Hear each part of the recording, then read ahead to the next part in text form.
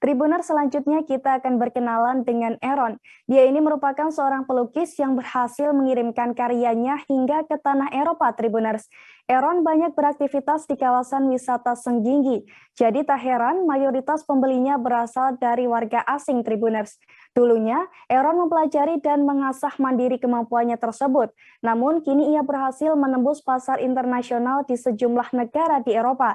Untuk mengetahui lebih detail, kita sudah tersambung dengan Robian Abel Ramdan dari Tribun Lombok. Silakan, Robian. Baik, rekan Ariska, terima kasih. Nah, ini adalah galeri atau art shop milik Mas Aaron yang berada di Senggigi. Art shop ini sudah berdiri sejak 2019 lalu, namun sebenarnya Mas Aaron sendiri bergiat di Senggigi sudah sejak lama, sejak 1990-an. Dia mengaku menjadi seniman mulai tahun 1996. Nah, sebelumnya dia hanya berkeliling maupun memamerkan galeri-galerinya di galeri kolektif, belum sampai memiliki galeri pribadi seperti sekarang. Harga termurah dari milik Mas Aaron ini sebenarnya cukup terjangkau dari harga 150.000, 200.000 hingga 1 juta rupiah. Namun memang ada beberapa karya yang terbilang eksklusif hingga 14 juta. Harga-harga yang 14 juta, harga-harga lukisannya hingga 14 juta itu yang biasanya dikirim hingga ke Denmark, Belanda, Jerman, hingga di California menurut cerita Mas Aaron.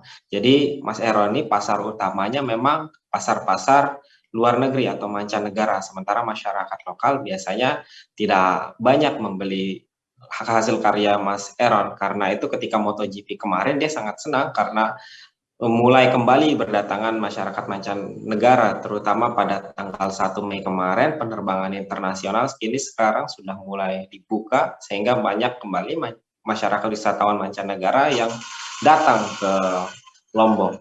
Nah, Mas Aaron sendiri untuk galerinya sekarang berada di kawasan pintu masuk kawasan Senggigi, yakni di Jalan Meninting. Mungkin sekitar 20 menit dari pusat kota Mataram. Jadi Mas Aaron ini setiap harinya mulai dari pukul 8 hingga pukul 5 sore selalu berada di galeri dan dia siap ditemui oleh siapapun yang bertamu, tidak hanya untuk membeli lukisan tapi untuk sharing-sharing atau berbagi pengalaman, berbagi pengetahuan. Mas Aaron ini selalu siap.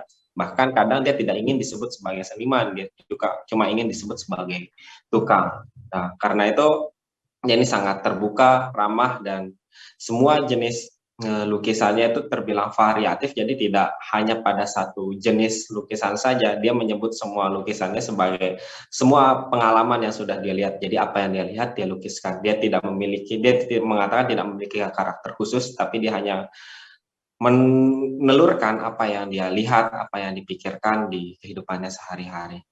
Begitu rekan Ariska. Baik, terima kasih Robian Abel dari Tribun Lombok atas informasi Anda. Selamat bertugas kembali. Terima kasih sudah nonton. Jangan lupa like, subscribe, dan share ya.